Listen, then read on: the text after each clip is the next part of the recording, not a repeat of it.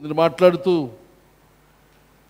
The ultimate goal of the universe, ఈ సృష్టి అంతటి యొక్క అంతిమ లక్ష్యం సంఘం అని చెప్పడం జరిగింది.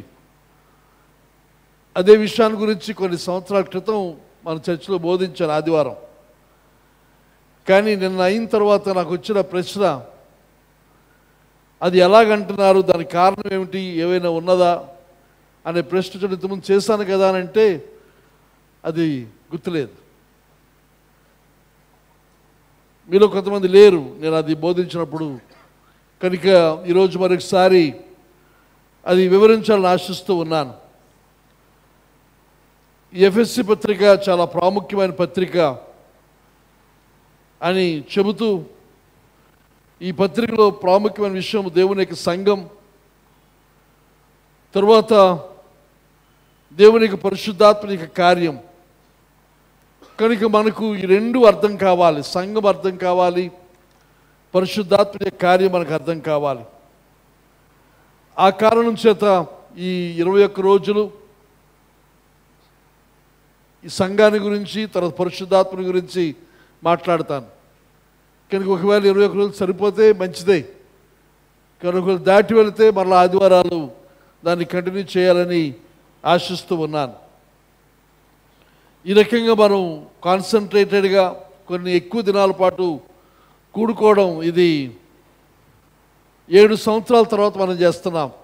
2017లో మనం ఈ రకంగా కూడుకున్నాం. మళ్ళా తిరిగి కూడుకోవడం 7 సంవత్సరాల తర్వాత మనం చేస్తూ ఉన్నాము. కనుక ఇది చాలా ప్రాముఖ్యమైనదని విశ్వసిస్తూ ఉన్నాను. 7 సంవత్సరాల తర్వాత మళ్ళీ ఈ రకమైన ప్రార్థన, పట్టుదలతో కూడిన ప్రార్థన చేయడానికి మనం ముందుకు రావడం దేవుని యొక్క చిత్తమని భావిస్తూ ఉన్నాను. ఈ సంవత్సరంలో 6 నెలలు అప్పుడు అయిపోయాయి, సగం అయిపోయింది. కనుక మిగతా సగంలో ప్రభు తన యొక్క కృప చూపించాలని ఆశిస్తూ ఈ యొక్క కూడికలు మనం ఏర్పాటు చేసుకోవడం జరిగింది. కనుక దయచేసి వస్తున్న వారందరికీ, ఈరోజు వచ్చిన మీరు అందరూ కూడా 21 రోజులు కూడా రండి, ఏ రోజు కూడా మిస్ అవ్వద్దు. ఇంక వేళ వచ్చిన వారికి నిన్నటి దినమందు మాట్లాడింది కొంత ఉపోద్ఘాతం మీకు తప్పుతారు, కానీ అది యూట్యూబ్లో ఉంది. కనుక మీరు తర్వాత అయినా సరే దాన్ని వినవలసిందిగా మీకు ప్రేమతో మనవి చేస్తూ ఉన్నాను. తర్వాత ఈ లోకంలో ప్రాముఖ్యమైన గ్రంథం, ఇంకా చెప్పాలంటే అసలైనది, మార్పు లేనిది, శక్తి కలిగినది బైబిల్ ఒక్కటే. అనేకమైన పుస్తకాలు ఉన్నాయి, అనేకమైన గ్రంథాలు ఉన్నాయి. ఇంకా చరిత్రకు సంబంధించి పుస్తకాలు చాలా అధికంగా ఉన్నాయి. కానీ ఏమాత్రము కూడా తొలగిపోని, మార్పు లేని గ్రంథం ఏది అని ఆలోచన చేస్తే పరిశుద్ధ గ్రంథం మన చేతిలో ఉన్న బైబిల్. ఈ బైబిల్లో సృష్టికర్త అయిన దేవుడు తాను ఈ లోకమందు చేయబోతున్న కార్యాలు ఈ గ్రంథమందు మనం చూస్తాం. ఇంకా చాలాసార్లు చెప్పుకున్నాము, హిస్టరీ, చరిత్ర అనేది ఎవరెవరో చరిత్ర, లోకం చరిత్ర మనం చదువుతూ ఉంటాం, వింటూ ఉంటాం. కానీ నిజంగా చెప్పాలంటే చరిత్ర అనేది దేవుని యొక్క చరిత్ర, దేవుని యొక్క కథ, హిజ్ స్టోరీ, ఆయన యొక్క కథ.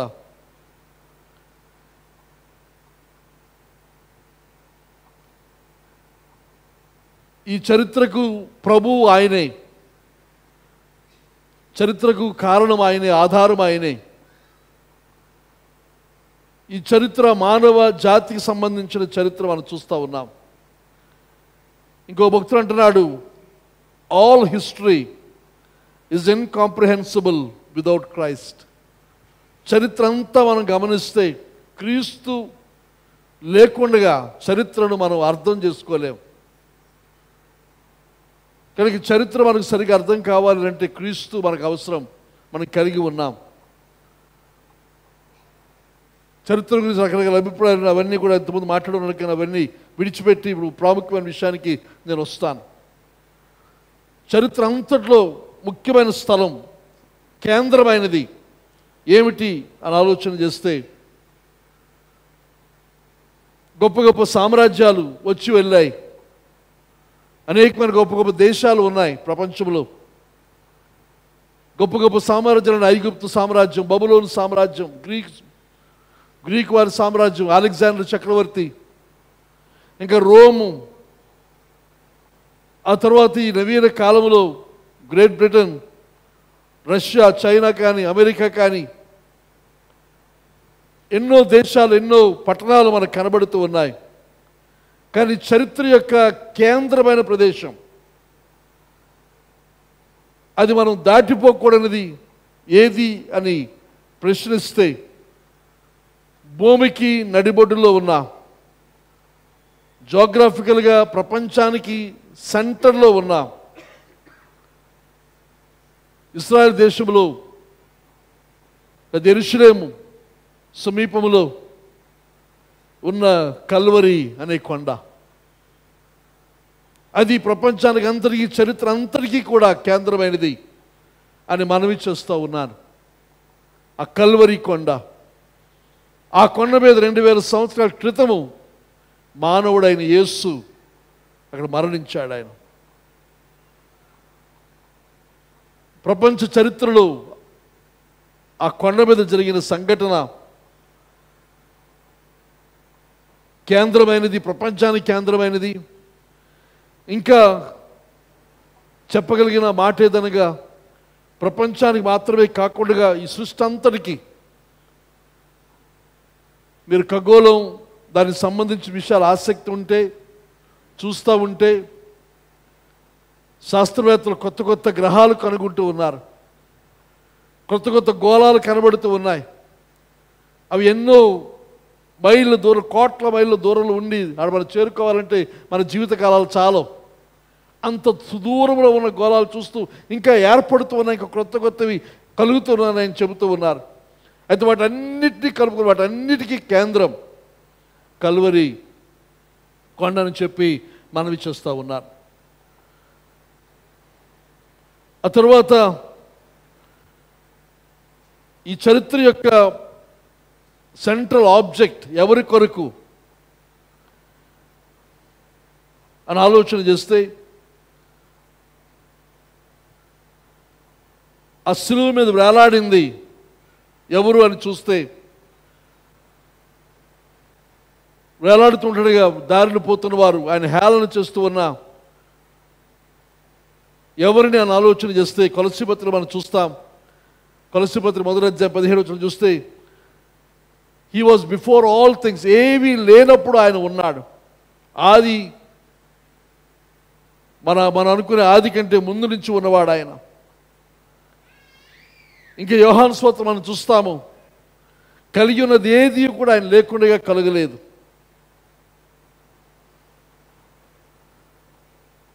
ఇంకా చరిత్ర అంతా కూడా కలుగు చేస్తున్నవాడు ఆయనే. హెబ్రీ పత్రిక 1వ అధ్యాయం 3వ వచనం చూస్తే, he regulates the universe by the mighty power of his command. తన యొక్క ఆజ్ఞ ద్వారా, తన నోటి మాట ద్వారా సృష్టించబడిన ఈ సృష్టి అంతటిని కూడా నియంత్రిస్తూ ఉన్నాడు ఆయన. సృష్టి అంతా మాట ద్వారా కలుగు చేశాడు. కలిగి ఉన్నది ఏది కూడా ఆయన లేకుండా కలగలేదు. వెలుగు కలుగున గాక అని పలికిన తర్వాత ఏర్పడినవన్నీ కూడా ఇంకా జరుగుతూనే ఉన్నదని శాస్త్రవేత్తలు చెబుతూ ఉన్నారు. అయితే సృష్టించి వదిలేయకుండా సృష్టి అంతటిని కూడా ఆయన నిర్వహిస్తూ ఉన్నాడు. దాన్ని బట్టి మనం చాలా ధైర్యంగా సంతోషంగా ఉండవలసిన అవసరం ఉంది.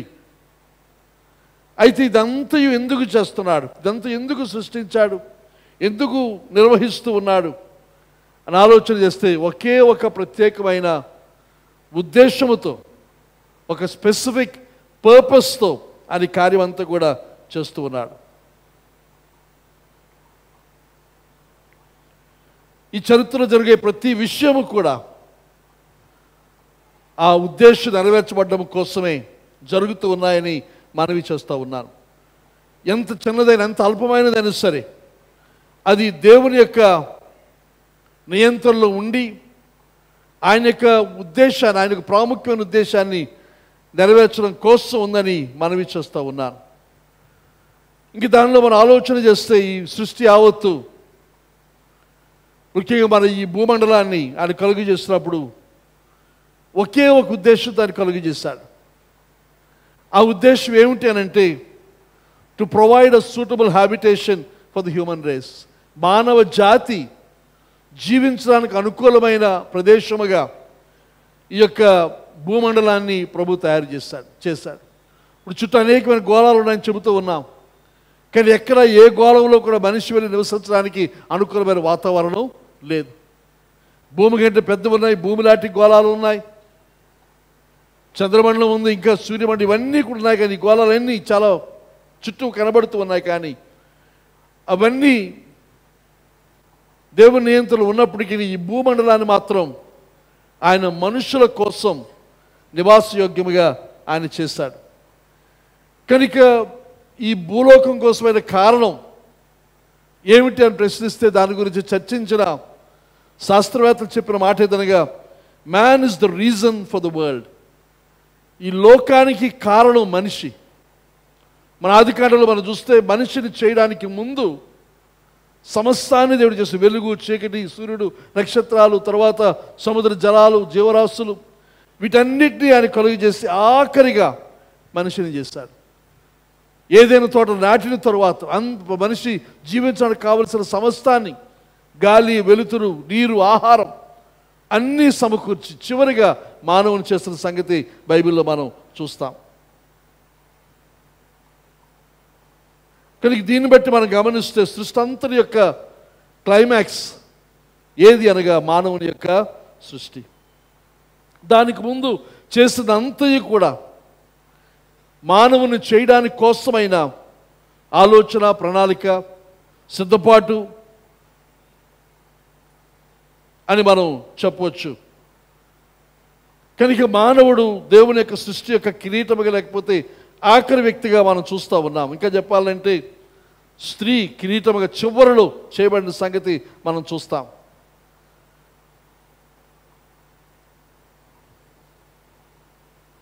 కనుక బైబిల్ చూసినప్పుడు మానవుని గురించి తక్కువగా, చులకనగా మాట్లాడడం లేదు.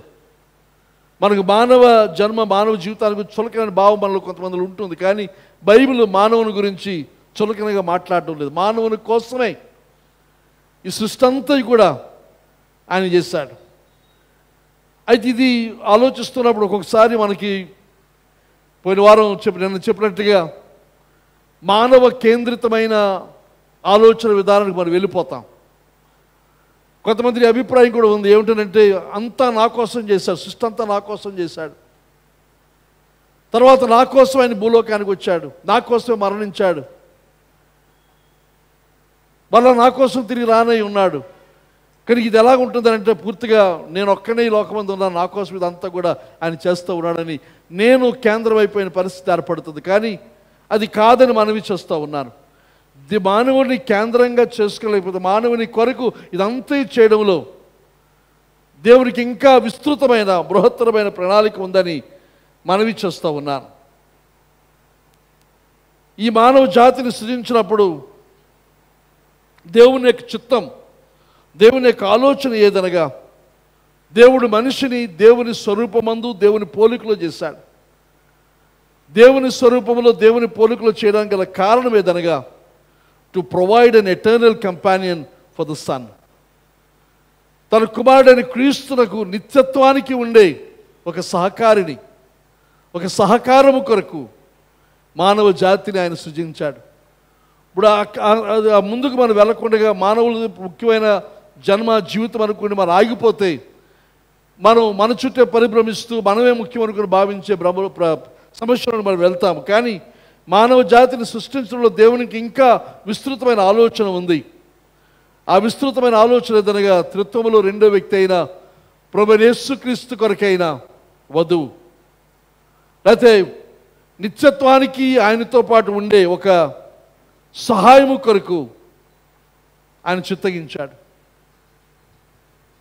అయితే మానవుని సృజించి, మానవునికి అధికారం అప్పగించి, ఈ భూలోకం మీద ఏలుబడి అప్పగించి, ఆయన తండ్రి అయిన దేవుడు భూలోకం మీద ఏర్పరిచి తర్వాత స్త్రీని చేసి వారిద్దరిని ఆశీర్వదించి మీరు ఫలించి భూమిని నిండించమని దేవుడు వారికి గొప్ప కర్తవ్యాన్ని బాధ్యతనిచ్చాడు. ఎవరో ఫోన్ కొంచెం ఆపండి, సైలెంట్లో పెట్టండి.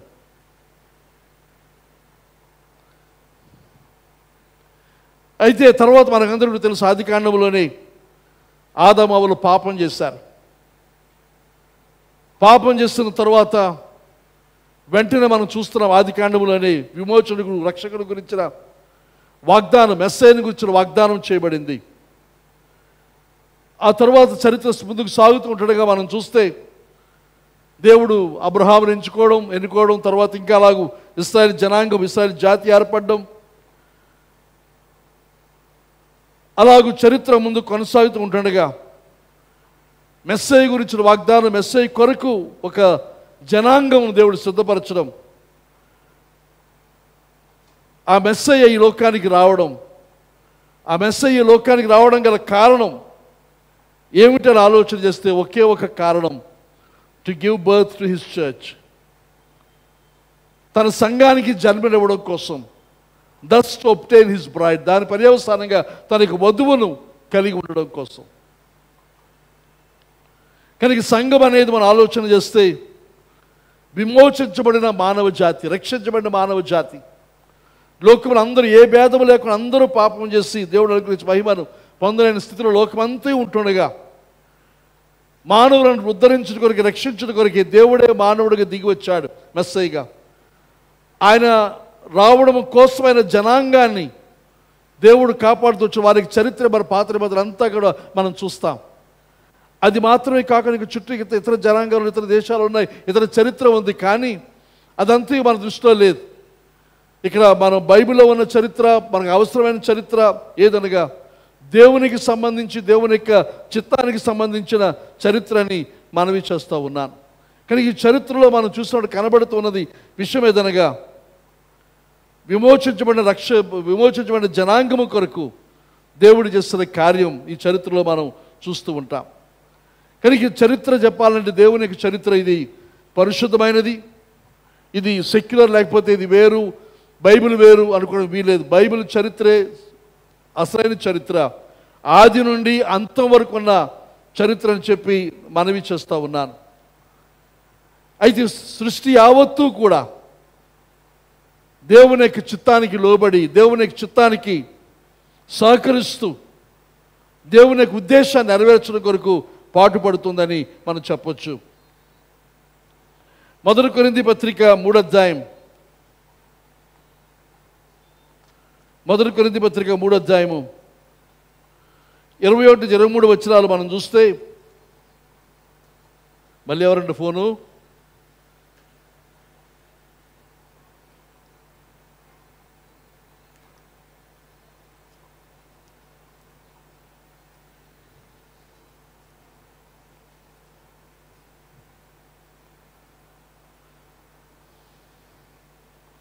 మొదటి కొరింథీ పత్రిక 3వ అధ్యాయం 21-23 వచనాలు మనం చూస్తే అక్కడ అంటుంది, కాబట్టి ఎవడునూ మనుషుల యందు అతిశయింపకూడదు, సమస్తమును మీవి, పౌలైనను, అపోలైనను, కేఫా అయినను, లోకమైనను, జీవమైనను, మరణమైనను, ప్రస్తుతమందు ఉన్నవైనను, రాబోవునవైనను, సమస్తమును మీవే, మీరు క్రీస్తు వారు, క్రీస్తు దేవుని వాడు.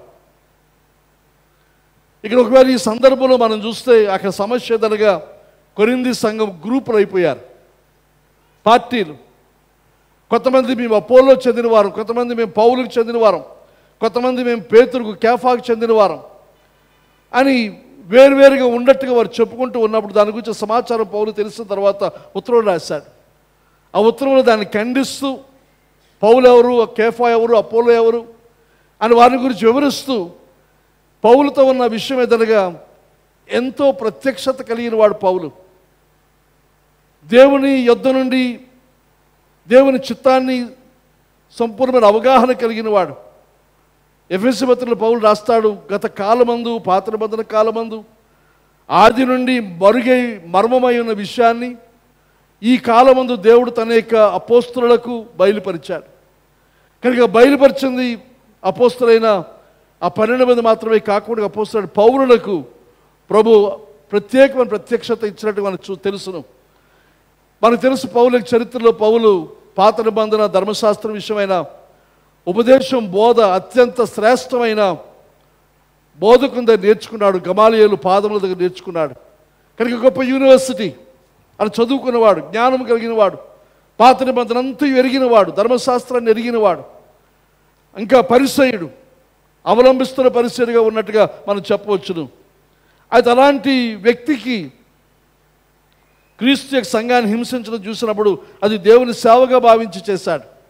అయితే ప్రభువు తను దర్శించిన తర్వాత దమస్కు మార్గములో ప్రభు యొక్క వెలుగు తను తాకగానే తనకు కలిగిన మార్పు, ఆ సంభవం మనం చూస్తాము.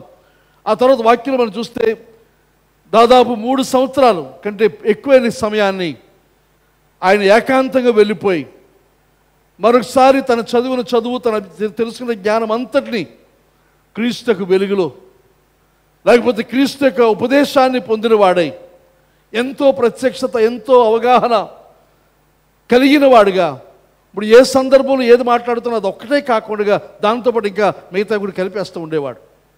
ఇప్పుడు ఒక ఉదాహరణ ఎఫెసీ పత్రికలో కుటుంబాన్ని గురించి చెబుతూ, నేను కుటుంబం గురించి అంటున్నాను కానీ కుటుంబం గురించి కాదు, ఇంకా దానికంటే ఇంకా లోతైంది ఉంది, క్రీస్తులకు సంఘాన్ని గురించి మాట్లాడుతున్నాను. కానీ ఇక్కడ అపోల్లో, కేఫా వీరందరి గురించి అంటూ ఉన్నప్పటికీ అది అక్కడ వదిలేసి ఇంకా తను చెబుతున్న మాటలేదనగా లోకమైనను జీవమైనను మరణమైనను ప్రస్తుతమున్నవి అయినను రాబోవు అయినను సమస్తమును కూడా ఎవరివి? మీవే, మనవే. సంఘానికి మీకే చెందుతూ ఉన్నాయి. దేవుని కొరింథీయుల సంఘానికి అంటున్నాడు ఇవన్నీ మీవి. ఇది ఎవరో ఒక్కరికి ఇండివిజువల్కి రాసిన పత్రిక కాదు, ఇది సంఘానికి రాస్తున్న పత్రిక. కనుక కొరింథీ పత్రిక కొరింథీలో ఉన్న సంఘానికి. అయితే ముందు చెప్పాను, ఈ పత్రికలన్నీ కూడా ఒక సంఘానికి పంపినప్పటికీ ఆ సంఘము దాన్ని చదువుకున్న తర్వాత ఇంకొక సంఘానికి పంపించేవారు. కానీ ఈ పత్రికలు అన్ని సంఘాలకి వెళ్తూ ఉండేవి. ఏ ఊరికి ఏ పత్రిక ఏ ఊరికి వెళ్తే ఆ సంఘానికి దాన్ని వర్తింపజేసుకునే పరిస్థితి ఉండేది. కానీ ఇక్కడ కొరింథీ పత్రిక అంటున్నాడు for everything belongs to you, అంతయు కూడా మీకు చెందినదే. ఈరోజు దేవుని యొక్క సంఘమా పౌలు చెప్తున్న మాట, దేవుని యొక్క ప్రత్యక్షతతో చెప్తున్న మాట ఏదనగా ఎవ్రీథింగ్ బిలాంగ్స్ టు యూ. అది లోకము కానీ, జీవము కానీ, మరణము కానీ, ప్రస్తుతము కానీ, భవిష్యత్తు కానీ అంతయు కూడా మీదే. తర్వాత మీరు క్రీస్తునకు చెందినవారు, యు బిలాంగ్ టు క్రైస్ట్. ఆ తర్వాత అంటున్నాడు క్రీస్తు దేవునికి చెందినవాడు. కానీ ఈ సందర్భంలో విషయాన్ని చెబుతూ దాన్ని దాటి పౌలు ముందుకు వెళ్ళాడని ఇక్కడ మనం చూస్తూ ఉన్నాం. కనుక చరిత్ర యొక్క ప్రభువుగా జరుగుతున్న ప్రతి సంభవాన్ని కూడా ఆయన అదుపులో ఉంది. ఈ భూలోకమందు మాత్రమే కాకుండా పరసంబంధమైన ఆ స్థలాల్లో కూడా సమస్తము కూడా సంఘము కొరకు ఆయన నిర్వహిస్తూ ఉన్నాడు. ఆయనకి చిత్తమేదనగా ఆయన సంఘం పరిణితిలోనికి వచ్చి చిట్ట చివరిగా ఆయన ఆశ సంఘం ఆయనతో పాటుగా, ఆయన కుమారుడైన క్రీస్తుతో పాటుగా సింహాసనమందు ఆసీనుడై ఉండాలి. God is controlling all of it's events. లోకం యొక్క అన్ని విషయాలు కూడా దేవుడు కంట్రోల్ చేస్తూ not only on earth but in all realms, అన్ని స్థాయిల్లో పరలోకమందు, ఆ అదృశ్య లోకమందు టు సర్వ్ హిస్ పర్పస్. ఆయన చిత్తం, ఆయన ఉద్దేశం, ఆయన సంకల్పం ఏదనగా bringing to maturity and eventually to enthronement with his son. తన కుమారుడితో పాటు సింహాసనం మీద కూర్చొని పెట్టడానికి, ఆ సింహాసనం మీద కూర్చోడానికి కావలసిన పరిణితి తనకు కలుగు చేయడం కోసం. అది ఎవరనగా దేవుని యొక్క సంఘం. దేవుని యొక్క దూతలు కానీ ప్రధాన దూతలు కాదు ప్రభుత్వ సింహాసనం మీద కూర్చునేది, దేవుని యొక్క సంఘం మాత్రమే. పోయిన దినం ప్రస్తావించాను వాచ్మెన్ నీ గురించి.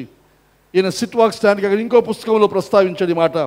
ద గ్లోరియస్ చర్చ్ అనే పుస్తకం రాసి అందులో అని అంటున్నాడు church is now the body of Christ. దేవుని యొక్క సంఘం ఇప్పుడు క్రీస్తు యొక్క శరీరముగా ఉంది. కానీ ఆ పెళ్లికు గొర్రెపిల్ల యొక్క వివాహము తదనంతరం, ఆ గొర్రెపిల్ల వివాహ మహోత్సవం తదనంతరం ఆయన ఈ సంఘం ఆయన వధువుగా మారనై ఉంది అని చెబుతూ ఉన్నాడు. కనుక సంఘము క్రీస్తు యొక్క వధువు, ఆయన యొక్క శరీరం. తర్వాత ఇంకా వాక్యాన్ని బట్టి మనం గమనిస్తే ఈ లోకంలో ఉన్నవన్నీ కూడా సృష్టి యావత్తు, ప్రకృతి యావత్తు దేవుని ప్రజల కొరకు ఉంది, దేవుని సంఘం కొరకు ఉంది. కానీ సృష్టి యొక్క అంతిమ లక్ష్యము దేవుని యొక్క సంఘం అని మనవి చేస్తూ ఉన్నాను.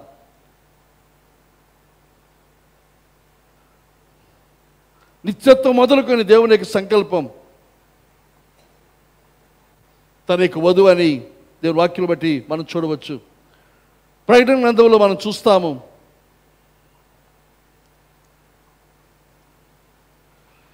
ఇంకా అది చూసి చెప్తాను.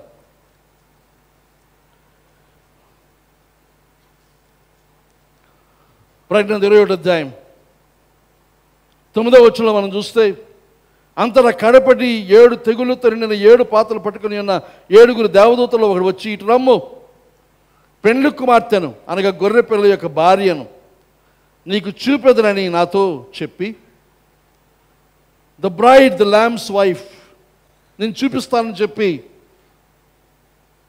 ఆ మాట వినినవాడై ప్రకటన రచించిన యోహాను ఇక్కడ అంటూ ఉన్నాడు. అలాగే దీంట్లో మనకు కనబడుతున్న విషయం ఏదనగా, ఓ పెళ్ళిలో చాలా క్రితం ఓ పెళ్ళిలో ఈ మాట అన్నాను. మన వివాహాలు ఎలాగైతే మన పిల్లల కొరకు సంబంధాలు చూస్తామో, ఎలాంటి అమ్మాయి అయితే బాగుంటుంది అని మనం ఆలోచన చేస్తామో, అలాగే తండ్రి అయిన దేవుడు తన కుమారుడికి క్రీస్తు కొరకైన వధువును ఎంపిక చేయడం కోసం ఆయన దేవుడు వాక్యవంతుల్లో మనం గమనిస్తే ఎఫెసీయులకు మొదటి అధ్యాయంలో మనం చూస్తాం, భూమికి పునాదులు వేయ మనకు ముందే ఆయన క్రీస్తులో మనలను ఏర్పాటు చేసుకున్నాడు. కానీ ఈ రోజు కూడా మనం అందరము కూడా ఎప్పుడు మనం పుట్టి వచ్చాం, తర్వాత ఇప్పుడు ప్రభుని తెలుసుకున్నాం, కానీ మనం పుట్టక మునిపే, ఈ సృష్టి లేక మునిపే మనల్ని ఎంచుకున్నాడు తండ్రి అయిన దేవుడు. దేని కొరకు అనగా తన కుమారుడైన క్రీస్తు కొరకైన వధువుగా మనం ఉండుట కొరకు.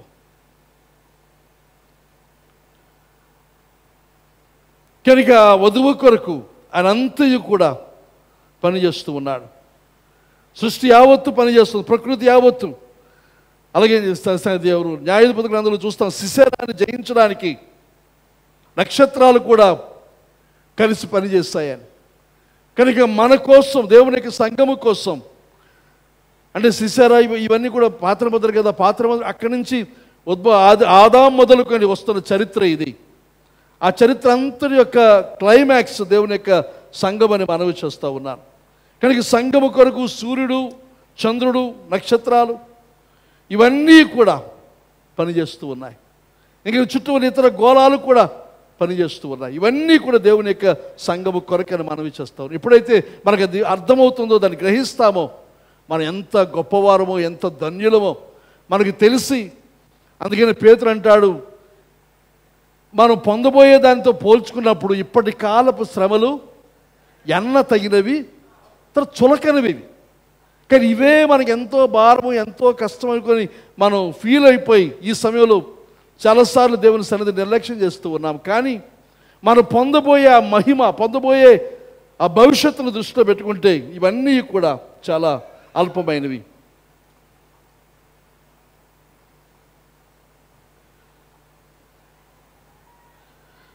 అయితే ఇప్పుడు ఈరోజు ఒకవేళ మనం పూర్తిగా అర్థం కాకపోవచ్చును, కానీ ఒకనొక దినం ముందు మనకు అర్థమవుతుంది.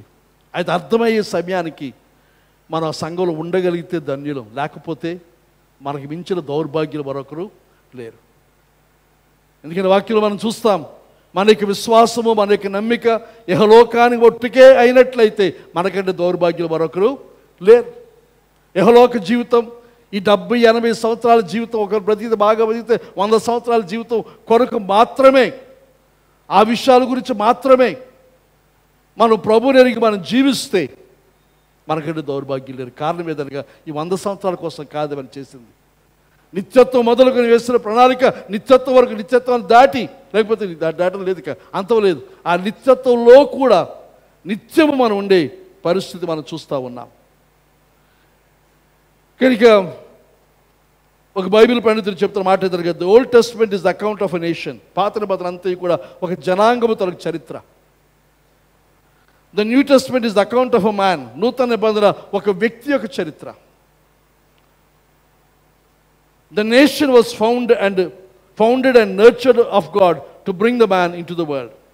అయితే ఈ జనాంగాన్ని, దేశాన్ని దేవుడు ఎందుకు ఏర్పాటు చేస్తాడు, ఎందుకు దాన్ని పోషించాడు, సంరక్షించాడు అని అంటే ఈ మనిషి కోసం మాత్రమే. కనుక మన బైబిల్లో చూస్తే యోసేపు చరిత్ర కానీ ఇశ్రాయేలు చరిత్ర మనం చూస్తే దేవుడు యొక్క హస్తం మనకు కనబడతారు. దేవుని యొక్క కార్యం వారందరినీ కాపాడడానికి కారణం ఎదురుగా మెస్సయ్య ఈ లోకానికి రావడం కోసం ఇశ్రాయేలు జనాంగాన్ని దేవుడు నడిపించుకుంటూ వచ్చాడు.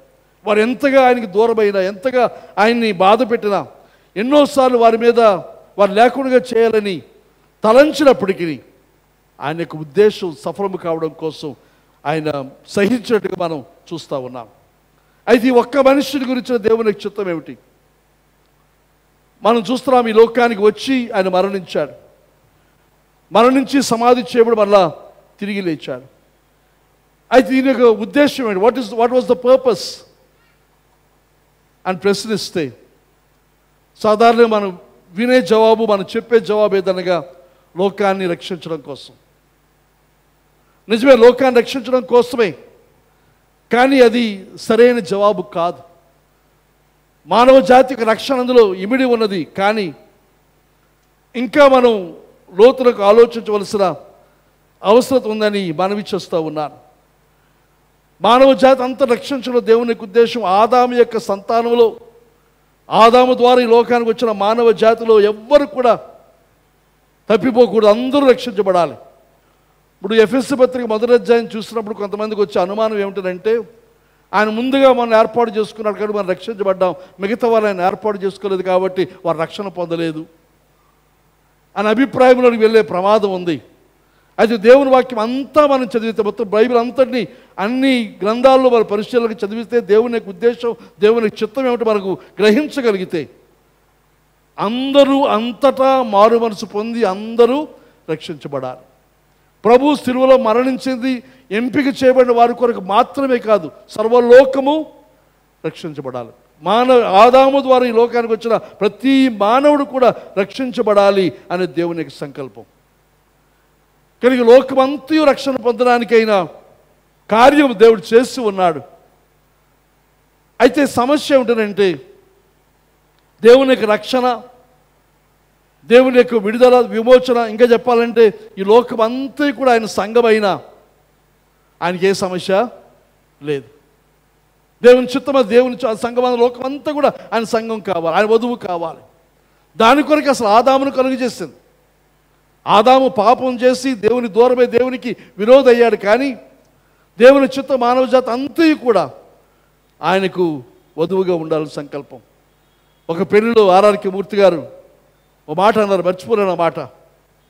ఆయన అన్న మాట ఏమిటంటే, యేసు ప్రభు ఎంత పురుషత్వము కలిగిన వాడు అనగా, ఈ లోకంలో మానవ జాతి అంతయు అనగా సృష్టి మొదలుకొని సృష్టి ఆఖరి వరకు మానవ జాతి అంతయు కూడా ఒక స్త్రీ అయినా దాన్ని సంతృప్తి పరచగలిగిన పురుషత్వం కలిగిన వాడు ప్రభు అయిన యేసుక్రీస్తు.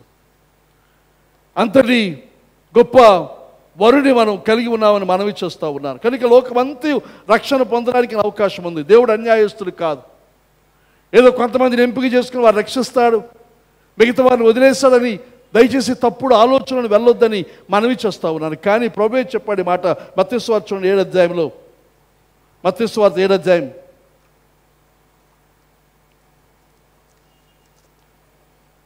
13-14 వచనాలు చూస్తే, ఇరుకు ద్వారమున ప్రవేశించుడి,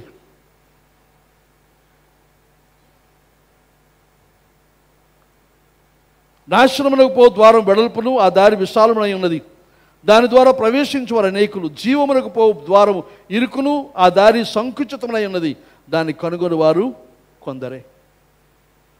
అయితే ఈ దారి, ప్రభు యొద్దకు వచ్చే ఈ మార్గం ఇరుకు. ఇరుకని మాత్రమే కాక ఇంకా సంకుచితం. తర్వాత ఇంకా అందరికీ కనబడదు, అందరూ దీన్ని చూడలేరు. ఇంకా పుస్తకాలు మనం చూస్తాం, ఆయన తడువులాడుకుంటూ వెతికితే దొరకడానికి అందుబాటులో ఉన్నాడు.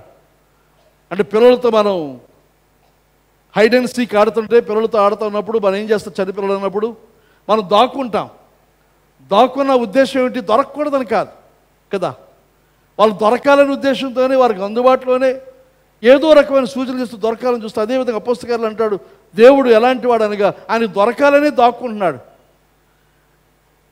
అయితే వెతికే పని మనం చేయడం లేదు, వెతుకుతున్న కనబడడం లేదు. ఇంకా చూసినప్పుడు ఇరుకు ద్వారమున ప్రవేశించ పోరాడాలి. అది పోరాటంతో కూడుకున్నది. ఇరుకు ద్వారము, విశాల ద్వారము, లేకపోతే విశాలమైన మార్గం ఎలా ఉంటుంది? అనేకులు, దానికి ఏ ప్రతిబంధకాలు లేవు, ఏ ఆటంకాలు లేవు. కానీ ఇరుకు ద్వారంలో ప్రవేశించేది తక్కువ మంది. ఆ తక్కువ మందిలో మనం ఉన్నందుకు దేవునికి స్తోత్రం కలుగును గాక. అయితే అందరికీ అందుబాటులో ఉంది. అయితే కొంతమంది అనొచ్చు, మరి ఆయనే అందరికీ చూపించవచ్చు కదా, ఆయనే దొరకవచ్చు కదా. ఆయన ఉద్దేశం మనలను సృష్టించినప్పుడు ఒక కుక్క పిల్లలాగో లేకపోతే రోబోలాగో చేయలేదు. మనకు స్వేచ్ఛా చిత్తాన్ని ఇచ్చాడు, మన సొంతంగా ఆలోచించి నిర్ణయం తీసుకునే కెపాసిటీ మనకి ఇచ్చాడు. దాన్ని ఆయన ఏమాత్రం కూడా ఉల్లంఘించడు. మన ఇష్టానికి దాటి ఆయన ఏ కార్యానికి కూడా చేయడు.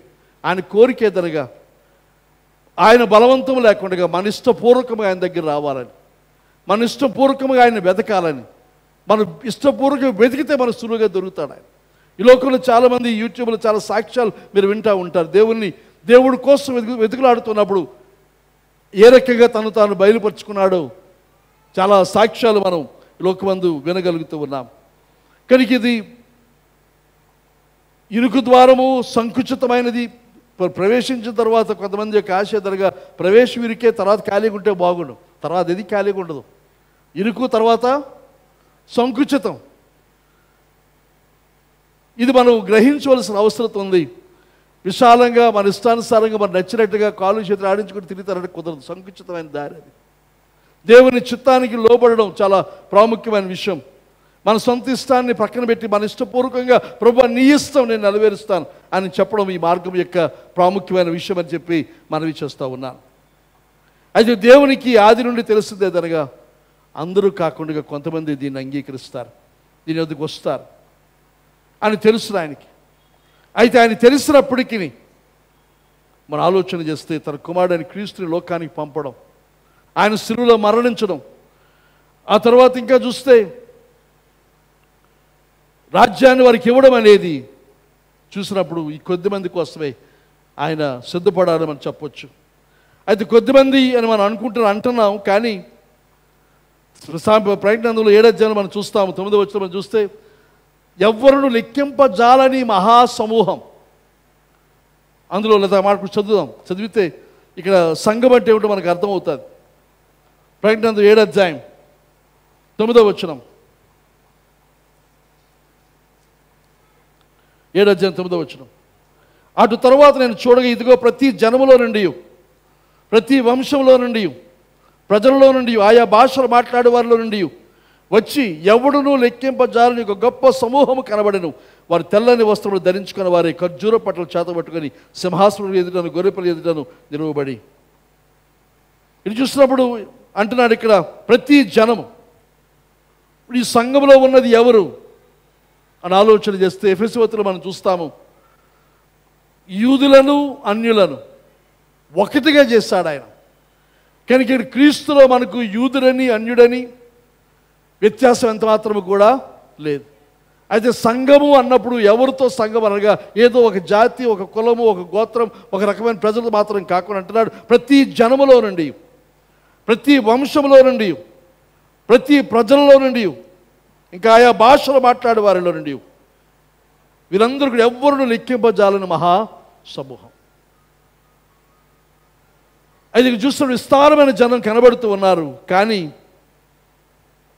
సృష్టి మొదలుకొని ఆఖరి దినం వరకు ఉండే జనాంగంతో పోల్చినప్పుడు ఆ జనాంగంతో పోల్చి ఇది కొంచెం తక్కువగానే మనకి అనిపిస్తూ ఉంది. కానీ అప్పటికీ ఇంకా విస్తారమైనది. కానీ సంఘం అనేది ఏదో ఒక్కరితో, ఒక జాతితో, ఒక కులముతో, ఒక గోత్రముతో, ఒక ప్రజలతో, ఒక భాషతో పరిమితమైంది కాదని మనవి చేస్తూ ఉన్నాను. కనుక ఈ యొక్క అన్ని రకాల ప్రజలు యొక్క కలయికతో ఏర్పడిన సంఘం, ఆ సంఘము ఎవరిని లెక్కింపజాలని మహాసమూహంగా ఉండదై ఉన్నారు. మన యొక్క ఆశ, ప్రార్థన ఆ సమూహంలో మనం ఉండాలి. మనతో పాటుగా ఎవరు ఉండాలి? పాల్గొనంతా ఉండాలి. దాని కొరకే మనం తాపత్రపడుతున్నాం. 5,000 మంది కానీ 10,000 మంది కానీ ఈ జనాలు ఎందుకు ఆశిస్తున్నాం? ఊరికే మనం గొప్ప చెప్పుకోవడం కోసం కాదు. వీరందరూ కూడా నిత్యత్వములో మనతో పాటు నిత్యత్వానికి ప్రభుతో ఉండాలి, ఆయన వధువులో ఉండాలి, ఆయన సంఘమందు ఉండాలని తాపత్రయపడుతున్నాం. కానీ ఈ చిన్న గుంపు, లేకపోతే ఇక్కడ కొద్దిమంది అంగీకరిస్తారు చెప్పిన ఆ గుంపు కొరకే హెబ్రీ పత్రికలో మనం చూస్తాం. వారి పరిచర్య చేయడం కొరకే దేవుడు తన దూతలను ఏర్పాటు. హెబ్రీ పత్రిక 1:14 మనం చూస్తే పరిచర్య చేయటం కొరకే దూతలను దేవుడు ఏర్పాటు చేస్తాడు. కనుక ఇక్కడ మనం ఆలోచన చేస్తే దేవునికి సంగమా, దూతలు మనకంటే ఎక్కువ తక్కువ? మనకంటే తక్కువ. ప్రభు యొక్క సింహాసనం ఎక్కేది దూతలు కాదు. ప్రభు యొక్క సింహాసనం అధిరోహించేది మనము. తర్వాత అధిరోహించబోయిన మన కొరకు ఆ దూతలు పరిచర్య చేస్తూ ఉన్నారు. ఇప్పుడు ఈ అదృశ్య లోకంలో ఉన్నారు దూతలు, కానీ వారు ఎక్కడో దూరంగా లేరు, దగ్గరలో ఉన్నారు, మన సమీపంగా ఉన్నారు. మనకు కనబడడం లేదు, కానీ ఈ స్థలం అంతా కూడా ఆవరించి ఉన్నారు. ముఖ్యంగా మన చంటి పిల్లలు ఉన్నప్పుడు వారిని చూచిన కొరకే దేవుడు ఒక దూతను నియమించాడు. మన పాదములకు రాయి తగలకుండా, ప్రమాదం సంభవించకుండా, అపాయం కలగకుండా దూతలు మనకు కాపుదలుస్తూ అనేక మందికి ఆ సాక్ష్యాలు మనం చెప్పగలం. మీ జ్ఞాపకం ఉంటుంది, మన హాస్టల్ సంబంధించిన గవర్నమెంట్తో సమస్య పడుతున్న కాలంలో దాదాపు అది నెల అంత సాగింది. ఆ కాలం అంతట్లో కూడా ఒక దూత రెసిడెంట్గా ఇంట్లో ఉన్నాడు. ప్రతిరోజు చూస్తున్న ఆఖరిగా అంతా అయిపోయి సెటిల్ అయిపోయిన తర్వాత నా పని అయిపోయింది, వెళ్ళిపోతాను, బాయ్ అని చెప్పి వెళ్ళిపోయారు. దూతలు మన పరిచర్య చేయడం కొరకు ఉన్నారని చెప్పి మనవి చేస్తూ ఉన్నాను. కనుక దూతలు మన కోసం అంటే సంఘము కోసం, మన దేవుని యొక్క సంఘము కోసం. ఆదాము యొక్క జనాంగం దాని కొరికి పుట్టిందని మనవి చేస్తూ ఉన్నాను. ఆ చిన్న గుంపే దేవుని యొక్క సంఘం అని మనవి చేస్తూ ఉన్నాను. మత్తయి 16:18 ప్రభు అంటాడు, నేను నా సంఘమును కట్టుదును, పాతాళలోక ద్వారం దాని ఎదుట నిలవనారు. తర్వాత 27 మనం చూస్తాం, ఆది ప్రకటన గ్రంథంలో ఆ వధువు ప్రభు యొక్క యేసుక్రీస్తు భార్యను చూపిస్తానంటున్నాడు. కనుక సంఘం వధువు అనేది దేవుని యొక్క చిత్తములో, ప్రణాళికలో అత్యంత విలువైనది, శ్రేష్టమైనదని మనవి చేస్తూ ఉన్నాను. పోయిన వారం ఆ రెసిడ్యువల్ ఆర్గ్యుమెంట్ చెప్పాను. ఆ ఫ్యాక్టరీ అంతా ఉన్నది ఆ కారు కోసమే. దాన్ని బట్టి ఆలోచన చేస్తే సృష్టి అంతా ఉన్నది, ఈ గోళాలన్నీ ఉన్నది, మానవ జాతి అంతా ఉన్నది ఆ వధువు కోసమని మనవి చేస్తూ ఉన్నాను. ఈ యొక్క ఎఫెసీ పత్రిక గురించి మాట్లాడడం మొదలు పెట్టడానికి ముందు ఒక మాట అన్నాను నేను. మన ఏదైనా పుస్తకాలు, నవలు చదువుతున్నప్పుడు, సస్పెన్స్ ఉన్నప్పుడు, ఎలా ఉంటుందో భయం వేసినప్పుడు ఏం చేస్తారు, కొంతమంది వెనకాలకి వెళ్ళిపోతారు, లాస్ట్ పేజ్ చదివేస్తారు. ఆ పుస్తకం చివరిలో ఎలా ముగింపు అవుతుందో తెలిసిన తర్వాత ఎంత సస్పెన్స్ ఉన్నా పర్వాలేదు, చివరికి మనోడే గెలుస్తాడు అనే ధైర్యంతో చదువుతాం. కనుక అలాగే మానవ చరిత్ర విషయం మనం ఆలోచన చేస్తే చివరికి మనం చూడాలి ఆ ఫైనల్ అవుట్కమ్, చివరికి వచ్చే తేలిన ఫలితార్థం ఏమిటి అని ఆలోచన చేస్తే మనకు ప్రకటన గ్రంథంలో దాన్ని మనం చూస్తాం. ప్రవచనం అనేది భవిష్యత్ చరిత్ర.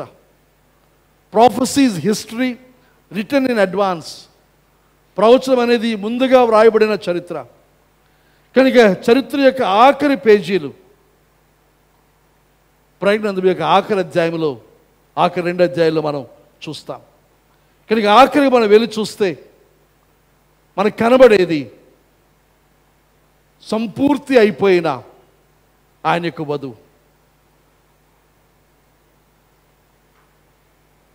ఆ వధువు ప్రభువైన యేసుక్రీస్తు, నిత్యత్వానికి దేవుడు, నిత్యత్వానికి మానవుడు. సంపూర్ణంగా దేవుడు, సంపూర్ణంగా మానవుడైన ప్రభువైన యేసుక్రీస్తునకు నిత్యత్వానికి ఆయనకి సహాయంగా ఉండేది దేవుని యొక్క వధువు. ఆ వధువు ఎవరు?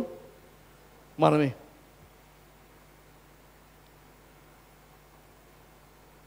ఈ వధువు ఎలాంటిది అనగా మచ్చ, ముడత, కలంకము, డాగు అట్టిది మరి ఏదీ లేనిది. ఆ పెండ్లి విందు అయిన తరువాత మనం చూస్తే క్రీస్తుతో పాటుగా సింహాసనం మీద కూర్చునేది. ఆ క్రీస్తు యొక్క సింహాసనం చూస్తే సర్వ సృష్టి యొక్క సింహాసనం అది.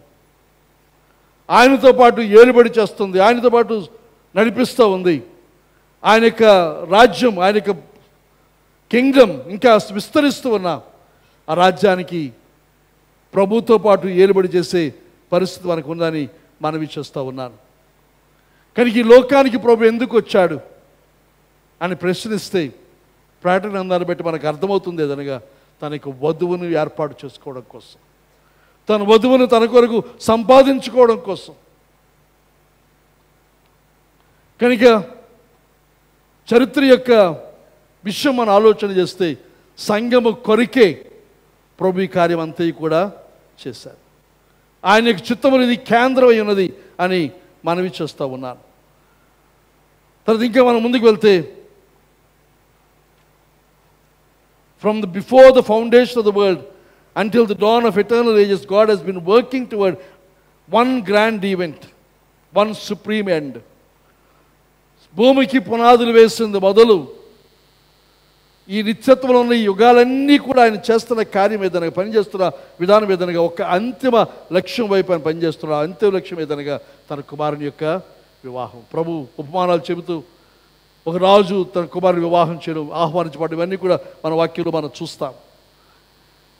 కనుక దేవుని యొక్క నిత్య సంకల్పం, నిత్యమైన గొప్ప కార్యం ఏది అనగా ఆయన కుమారుని యొక్క వివాహం.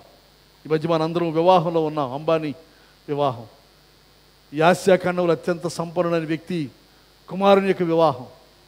దాని గురించి మీరు ఎంతమంది ఫాలో అవుతారో తెలియదు, కానీ చాలామంది రోజు చూస్తూ ఉన్నారు. వాళ్ళు ఏం వండుతున్నారు, ఏం తింటున్నారు, ఎక్కడ కూర్చుంటారు, ఎక్కడ ఎవరెవరు అన్నీ గమనిస్తూ ఉన్నారు. ఇంకా ఆ వివాహానికి ఏ రకమైన బట్టలు వేసుకొని రావాలి, అది నియమాలు ఉన్నాయట, మరి అది చూడలేదు అవన్నీ. కానీ చాలా వింతగా చెప్పుకునే పరిస్థితులు. అయితే ఒక ఆసియా ఖండానికే సంపన్నుడైన వ్యక్తి తన కుమారుని వివాహం అంతగా ప్లాన్ చేస్తే సర్వ సృష్టికి కారకుడైన దేవుడు ఆయన కుమారుని వివాహం ఇంకెంత గ్రాండ్గా ప్లాన్ చేస్తున్నాడు. అందులో ముఖ్యమైన వ్యక్తి ఎవరు అని అంటే మనమే, దేవునికి సంఘమే. దేవునికి సంఘము కొరకు ఆయన ఇదంతా కూడా చేస్తూ ఉన్నాడు. నిత్యత్వానికి ప్రభువైన యేసుక్రీస్తుతో కలిసి మనం ఏలుబడి చేసే పరిస్థితి. ఇంకా ఆదాము సృష్టించబడినప్పుడు 6వ దినమందు చేశాడు, తర్వాత విశ్రాంతి తీసుకున్నాడు ప్రభు. ఆ తర్వాత ఎప్పుడు చేశాడో మనకు తెలియదు, కానీ స్త్రీని చేశాడు 6 దినాల తర్వాత. అత్యంత సుందరమైన సృష్టి అని వాక్యం మనం చూస్తాం. ఆదాము దగ్గర తీసుకురాగానే ఆనందంతో మైమరిచిపోయి మొట్టమొదటి కవిత్వం అక్కడ మనం చూస్తాం. అయితే ఆయన ప్రక్కలో నుంచి ఆయన యొక్క భార్య అవ్వ వచ్చినట్లుగానే దేవుని యొక్క సంఘం ప్రభువైన యేసుక్రీస్తు యొక్క ప్రక్కలో నుండి ఉద్భవించింది. కల్వరి శిలువ మీద వేలాడుతూ ఉన్నప్పుడు ఆయన రక్తము స్రవిస్తూ ఉంటుండగా ఆ ఈటతో పొడిచినప్పుడు కారినది రక్తము, నీరు. ఆ శిలువ మీద వేలాడుతున్న ప్రభు యొక్క ప్రక్కలో నుండి దేవునికి సంఘం ఉద్భవించింది. కనుక ప్రభు యొక్క శిలువ దేనికోసం అని మనం ప్రశ్నిస్తే, దేనికోసం? సంఘం కోసం. ఆదాము నుండి ఎలాగైతే అవ్వ వచ్చిందో అదే విధముగా క్రీస్తులో నుండి సంఘం ఆ రకంగా వచ్చిందని చెప్పి మనవి చేస్తాం. సంఘం ఆ రకంగా వచ్చి ఆ తర్వాత ఆదాము చెప్పినట్టుగాని మీరిద్దరు ఒకటే, మీరిద్దరు ఒకటిగా ఉండి, అలాగే సంఘము క్రీస్తు మనం ఒకటే. క్రీస్తు వేరు, మనం వేరు ఎంత మాత్రము కూడా కాదని మనవి చేస్తూ ఉన్నాను. కనుక ఆయన సంఘముగా, ఆయన వధువుగా లూకా సువార్త మనం చూస్తాం. మీకు రాజ్యం ఇవ్వడం దేవుని చిత్తమైంది. తర్వాత ప్రకటన 3వ అధ్యాయం చూస్తే 21వ అధ్యాయం, మీరు జయించినట్లయితే నాతో పాటు సింహాసనం మీద మీరు కూర్చుంటారు. నేను తండ్రి సింహాసనం మీద కూర్చున్నాను, తండ్రి ఎదురు ఉన్నాను, తండ్రి కుడిపార్శ్వం మీద ఉన్నాను. అయితే మీరు జయిస్తే సంగమా, మీరు నాతో పాటు సింహాసనం మీద కూర్చుంటారు. కనుక మన రాజ్యం ఉంది, సింహాసనం ఉంది. అయితే ఈ రాజ్యం అక్షరార్థంగా నిజంగా ఉండే రాజ్యం. ప్రస్తుత రాజ్యం మనకు లేదు. ఆ రాజ్యం యొక్క నియమాలు, రాజ్యం యొక్క ఉద్దేశం మన లోపల ఉన్నాయి, నెరవేర్చబడుతున్న చేస్తూ ఉన్నాము. కానీ ఒకానొక దినమందు మనందరి జీవితాల్లో యథార్థంగా అనుభవించబోయే పరిస్థితి రాబోతూ ఉందని చెప్పి మనవి చేస్తూ ఉన్నాను. 1 కొరింథీ పత్రిక 6వ అధ్యాయం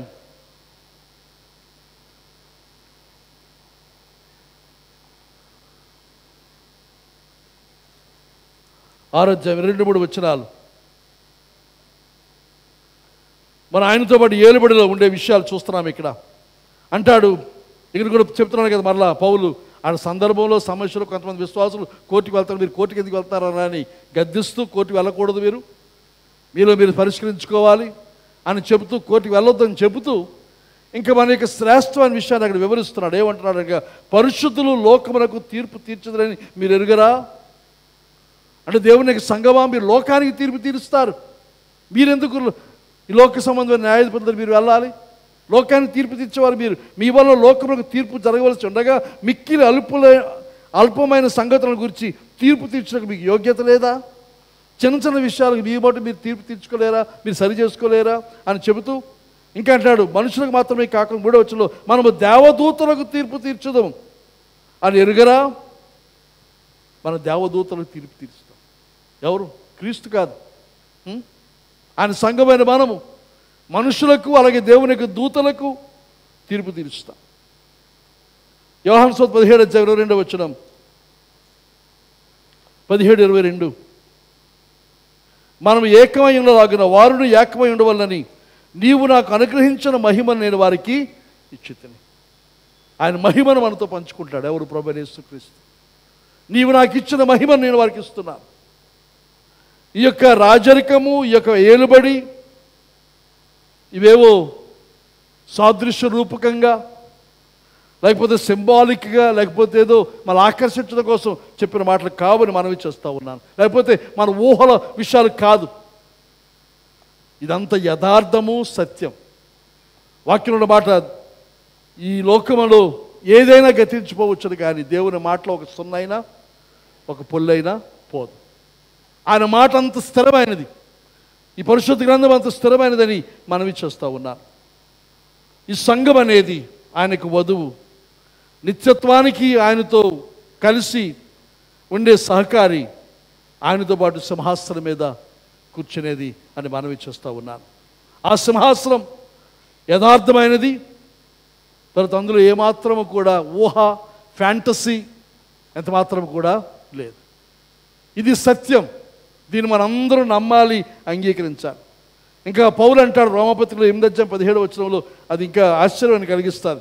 అది చదువుతున్నప్పుడు అయ్య బాబో ఇంతగా దేవుడు మనను చూస్తూ ఉన్నాడా అని. 8:17 వచనం అంటాడు,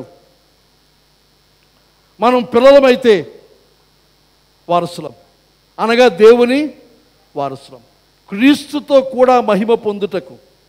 ఇందాక మనం చూసాం, ప్రభు అంటాడు నా మహిమను వారికి ఇచ్చానని. ఆ క్రీస్తు కూడా ఆ మహిమను మనం పొందడానికి ఆయనతో శ్రమ పడిన ఎడల క్రీస్తు తోడి వారసులం. ఆయనతో శ్రమ పడాలి. మొదటి చెప్పాను, చులకని శ్రమలు, తక్కువ కాలం, అల్పకాలం ఉండే శ్రమలు, చులకన.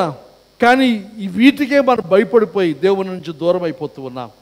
అయితే సహిస్తే అంటున్నాడు క్రీస్తు తోడి వారసులం, జాయింట్ హైర్, తోటి వారసత్వం. క్రీస్తు తోటి వారసులం. ఈ తోటి వారసత్వంలో, జాయింట్ హైర్షిప్లో మనం గమనిస్తే చట్టం ఏం చెప్తుందనంటే, ఇద్దరు పేరున అకౌంట్ ఉందనుకోండి, ఆ అకౌంట్ కానీ లేదా ఏదైనా భాగస్వామి ఇద్దరు పేరున ఉందనుకోండి, అది ఒకరికి తెలియకుండా ఒకరు నిర్వహించడానికి ఎంత మాత్రం కూడా వీలు పడదు. అంటే మనకి తెలియకుండా, మనకు చెప్పకుండా ప్రభువైన యేసుక్రీస్తు ఏమీ చేయడా? చేయలేడు. తనకు తాను పరిమితి విధించుకుంటున్నాడు ఆయన చేయలేడు. ఎప్పుడైతే ఈ లోకాన్ని మానవులు మనకు అప్పగించాడో అప్పుడే తనకు తను పరిమితం చేసుకొని ఆయన మళ్ళీ తిరిగి మన కోసం ఈ లోకాన్ని మానవుడిగా రావాల్సి వచ్చింది. ఒకవేళ ఆ మాట అనకపోతే, ఈ లోకం మీది మీకోసం అని అనకపోతే ఆయన ఈ రక్షణ కార్యం ఏవి కూడా ఆయన ఇంత కష్టమయ్యేది ఉండేది కాదు. కానీ ఆయన తనకు తాను పరిమితం చేసుకుంటూ మనకిచ్చిన ఆధిక్యత ఏదనగా ఆయనతోటి వారసత్వాన్ని మనకిచ్చాడు. మనము ఆయన కలిసి నిత్యత్వానికి మనం ఏలుబడి చేస్తాం. కనుక ఆ గొర్రెపిల్ల యొక్క వివాహానికి ముందంతయు కూడా సిద్ధపాటు. ఆ సిద్ధపడే కాలంలో మనం ఉన్నాం. ఇది మాట రాసుకున్నాను. ఇది God will not be ready, so to speak, to enter upon his ultimate and supreme enterprise for the ages until the bride is on the throne with her divine lover and Lord. ఆదికాండంలో ప్రారంభం మనం చూస్తాం, ప్రకటనలో ముగింపు మనం చూస్తాం. దాని తర్వాత ఏమవుతుంది రాయలేదు, అక్కడ మనకి తెలియదు. దేవుడు దాన్ని బయలుపరచలేదు. అయితే ఇక్కడ ఈ రాసిన మాటలను చెబుతున్న సందేశం ఏమిటంటే, తన వధువు సిద్ధపడి, తన కుమారుని కొరకు ఏర్పాటు చేసిన వధువు సిద్ధపడి తను అలంకరించుకొని ఆ వివాహమునకు వచ్చి ఆ వివాహమందు ఆయన సంధించి ఆయనతో పాటు సింహాసనం మీద కూర్చున్న తరువాత అప్పుడు అసలైన దేవుని చిత్తం మొదలవుతుంది. నిత్యత్వానికి అది కొనసాగుతుంది. కనుక మన ముందున్నది 40, 50, 70, 60, 100 సంవత్సరాలు కాదు. ఎన్ని సంవత్సరాలు? వేల కొలదిగా, కోట్ల కొలది సంవత్సరాలు, అంతములేని కాలం. దాని కొరకు మనం సిద్ధపడాలి అని ప్రభువైన యేసుక్రీస్తు మనలను తన సంఘములోనికి జన్మింపజేశాడు. మనం ఎదిగేది ఎక్కడ అంటే దేవుని యొక్క సంఘములో.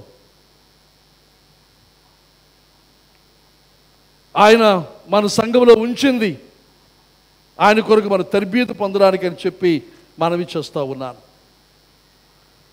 సంఘం is the textured context in which we grow up in Christ maturity. కానీ ఈ సంఘం అది ప్రస్తుతం ఉన్న ఆ భవిష్యత్తు చూపించాను. మనకు ఏలుబడి చేయనై ఉన్నాం, ఉండనై ఉన్నాము. అయితే ఈ సంఘం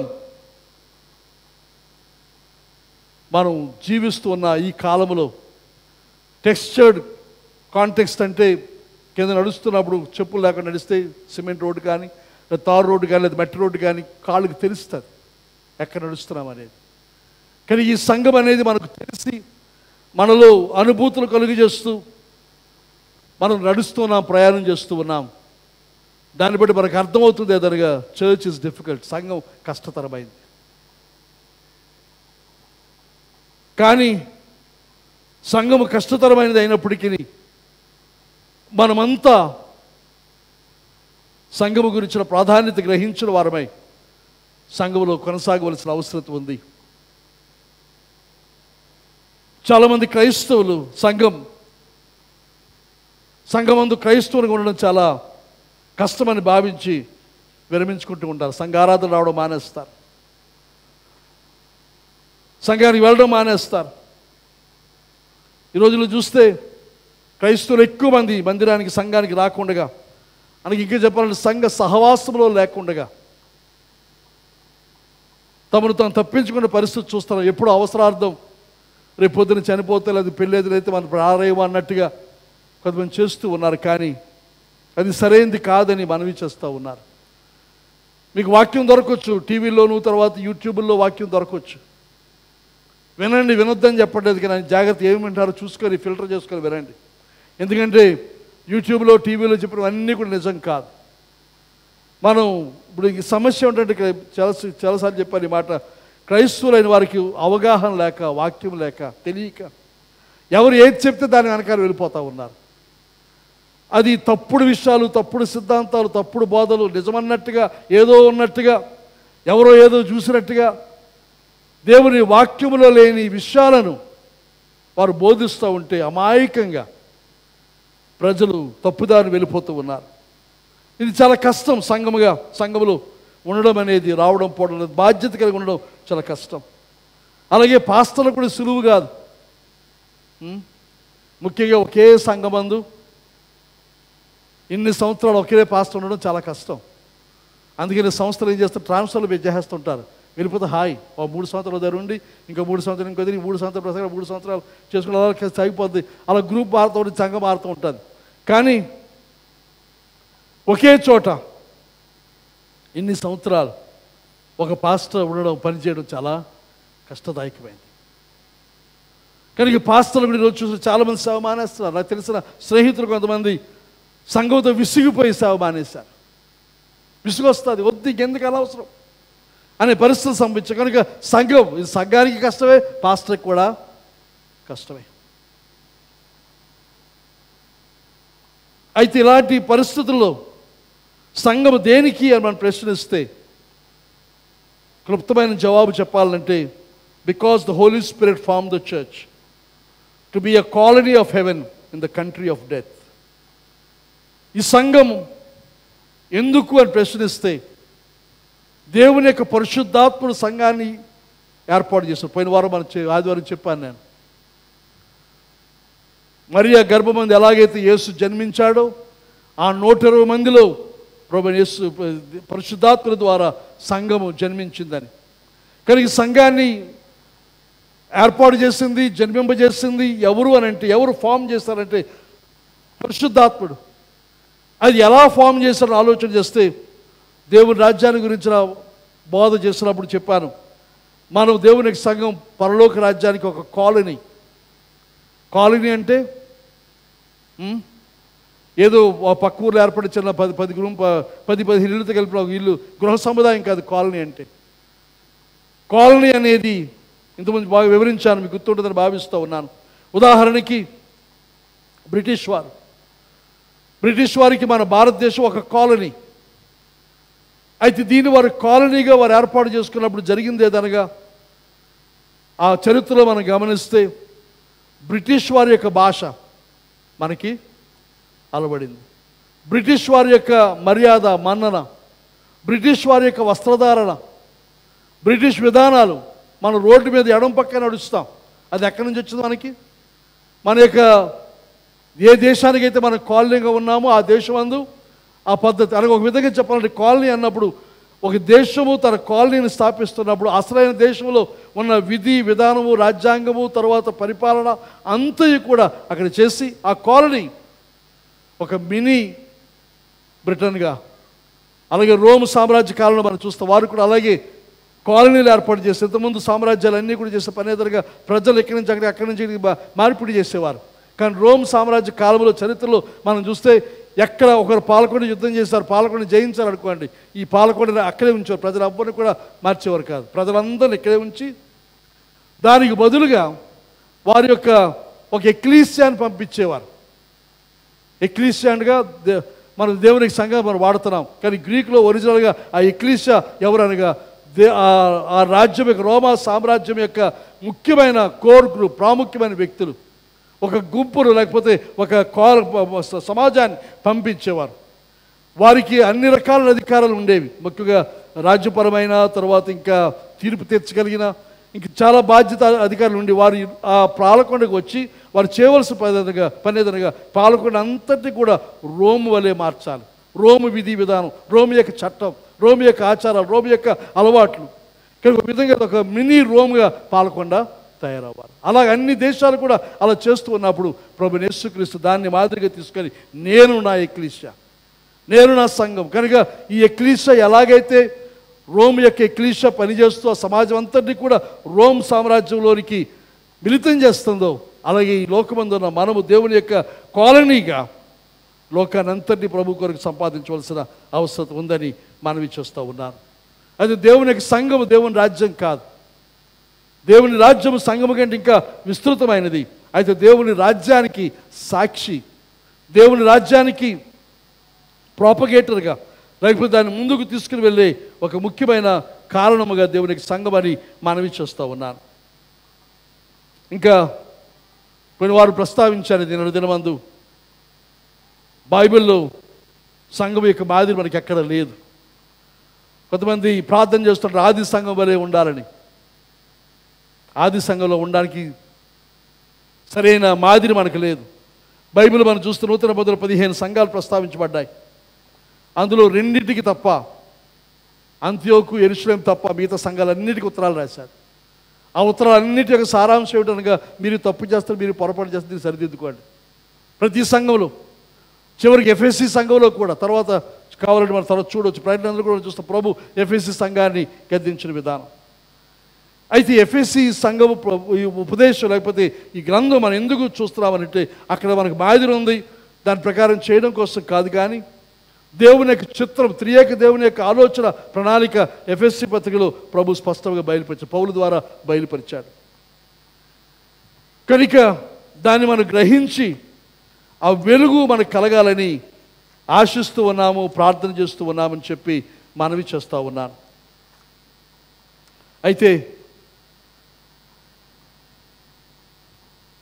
నేను చెప్పుకున్నాము, క్రీస్తు లోకానికి వచ్చినప్పుడు ఆయన పుట్టిన పరిస్థితులు, ఆయన జీవించిన పరిస్థితులు, అలాగే సంఘాన్ని కూడా ఏర్పాటు చేసిన అదే పరిస్థితిలోని సంఘము ఉద్భవించింది.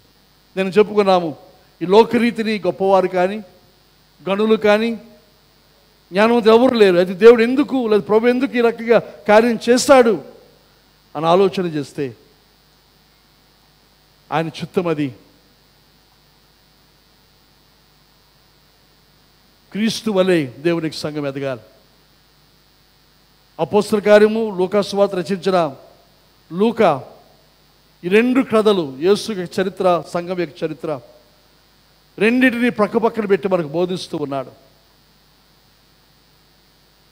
అయితే ఈ సంఘం విషయమై మనకి చాలా ఒత్తిడి ఉంది, శోధన ఉంది. ఎందుకనంటే సరైన మాదిరి మనకి ఎక్కడ లేదు కాబట్టి చాలాసార్లు దేవుని సంఘ విషయమైన మన యొక్క ఆలోచనలు చుట్టూ ఉన్న లోకము చాలా ప్రభావితం చేస్తుంది. కొంతమంది దేవుని యొక్క సంఘాన్ని ఒక ఆధ్యాత్మిక వ్యాపారంగా మార్చేసిన పరిస్థితులు. ఆధ్యాత్మిక వ్యాపారంగా మారినప్పుడు ఎలాగైతే వ్యాపారం వృద్ధి చెందుతుందో, సవాళ్ళు ఎదుర్కొంటుందో, బ్రాంచ్లు ఏర్పడతాయో, మొత్తం దేశం అంతా కూడా చెదిరే అది పెరిగే ఆ పరిస్థితులు ఏర్పడినప్పుడు ఒక రకమైన ఉత్సాహము, ఉన్న ఆనందము, సంతృప్తి కలిగే పరిస్థితులు ఉంటాయి. దాంతో ఇలాగే తక్కువ మందితో చిన్న మందగా ఉండిపోవడం అనేది ఇష్టపడక సువార్తలో మార్పు చేశారు, సంఘ పరిపాలన కూడా మార్పు చేశారు. సువార్తలో మార్పు ఏమిటి? చాలాసార్లు చెప్పాను ఈ మాట. మీకు ఇబ్బందా, మీకు కష్టమా, మీకు అప్పులా, మీ పిల్లల పెళ్ళిళ్ళు కావట్లేదా? ఎక్కడుందని బైబిల్లో అది? క్రీస్తుని గురించి, క్రీస్తు సిలువను గురించి, మారు మనసు, పాపక్షమాపణ, ఇంకా దేవుడిని ప్రేమిస్తున్నాడని బహిరంగంగా ప్రకటన చేస్తారు, కానీ దేవుని వాక్యంలో అది లేదు. రోమపత్రిక ఆ ప్రదేశంలో మనం చూస్తే లోకం ఎడల, మనుషులందరి ఎడల ఆయనకు అవిధేయంగా ప్రవర్తిస్తూ లోకం ఎడల ఆయన కోపంతో ఉన్నాడు. లోకమంతా ఆయన శత్రువులుగా ఉన్నారు. ఆయన ప్రేమించి లోకాన్ని అంతా ప్రేమించి దాని కొరకు ఆయన కుమారుని ఇచ్చాడు. ఆయన కుమారుని తిరస్కరించి జీవిస్తూ ఉంటే దేవునికి కోపం ఉంది. కానీ అది చెప్పడానికి మనం ఇష్టపడగల చెప్తే ఎవరు వస్తారండి? కానీ ఏం చేస్తామంటే దేవుని వాక్యము కంటే, అపోస్తలు చేసిన బోధ కంటే, క్రీస్తు ఉపదేశం కంటే మన సొంత ఆలోచన చాలా బాగుందని ఆశించి మనం ప్రసంగాలు చేస్తున్నాం, బోధ చేస్తున్నాం, ఆకర్షిస్తున్నాం. వేలాదిగా లక్షలాదిగా ప్రజలు వస్తూ ఉన్నారు. దాంతో చూసిన సక్సెస్ అనిపిస్తూ ఉంది. ఇది నేను విమర్శతో కానీ లేకపోతే ఈర్ష్యతో కానీ చెబుతున్న మాట కాదు. ఈ రోజుల్లో మనం చూస్తున్న వేలాది మందిగా ఉండే సంఘాలు ఎంతవరకు నిజంగా సంఘమో నాకు తెలియదు. ఎంతమంది నిజంగా రక్షణ పొందారో నాకు తెలియదు. ఎంతమంది నిజముగా దేవుని యొక్క వధువులో ఉన్నారో నాకు తెలియదు. అందరూ క్రైస్తవులు కాదు. ముఖ్యంగా క్రైస్తవ్యానికి మూలమైనది ఏదనగా నమ్మి బాప్తిస్మం పొందువాడు రక్షించబడతాడు. ఏమిటి నమ్మాలి? సువార్త నమ్మాలి. ఏమిటో సువార్త? దేవుడు మానవుడు ఈ లోకానికి రావడం గల కారణం ఏంటి? మనం పాపులం, మనం దౌర్భాగ్యులం, మన నిత్య నాశన నరకానికి పోతున్న వారు, మనకు క్షమించి మనం ప్రేమించి మన కొరకు ఈ లోకానికి వచ్చి ఆయన శిలువలో మరణించాడు.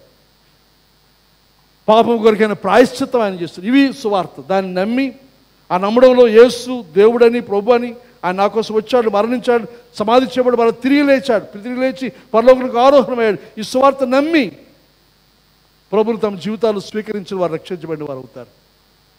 కానీ హైదరాబాద్లో సంఘం వరుసగా 3 వారాలు వెళ్తే సభ్యులు మెంబర్షిప్ కార్డు ఇచ్చేస్తారు. ఆ కార్డు ఇచ్చేస్తే మెంబర్షిప్ కార్డులో ఉన్న అర్హతలు ఏమిటో, ఆధిక్యతలు ఏమిటంటే మీరు చచ్చిపోతే మీ సమాధి పెట్టి ఇంటికి వస్తారు. మీ పుట్టినరోజు అయితే కేక్ మీ ఇంటికి వస్తుంది. బైబిల్ ఎక్కడ ఉందండి ఇది? ఎక్కడి నుంచి తీసుకొచ్చారు ఇవన్నీ కూడా? దానికి తండోపతండాలుగా ప్రజలు వెళ్ళిపోతున్న పరిస్థితులు చూస్తే సంఘం అంటే అలాగ ఉండాలండి. అది కాదండి సంఘం. సైతాను ప్రలోభ పెడుతుంది, మోసగిస్తూ ఉంది. ఇప్పుడు చెప్పుకునే ప్రచారం మీద ప్రపంచం అతిపెద్ద సంఘం కాదండి. యోగిచో చరిత్ర నేను చదివాను. ఆ మందిరానికి కూడా వెళ్ళాను, నేను చూశాను. ఆ సంఘం యొక్క విధానం ఇప్పుడు మనం చూస్తున్న ఈ సంఘాల యొక్క విధానం చాలా వ్యత్యాసం. నక్కకి ఎంత తేడా, అంత వ్యత్యాసం. భూమికి ఆకాశం ఎంత ఉందో అంత వ్యత్యాసం. అయితే ఈ దినమందు నేను దీంతో ఇక్కడితో ముగించాలని ఆశపడుతూ ఉన్నాను. సంఘాల్లో లేకపోతే ఇదొకటి స్పిరిచువల్ కన్స్యూమరిజం. ఆదికాండం 4:7 ఒక మాట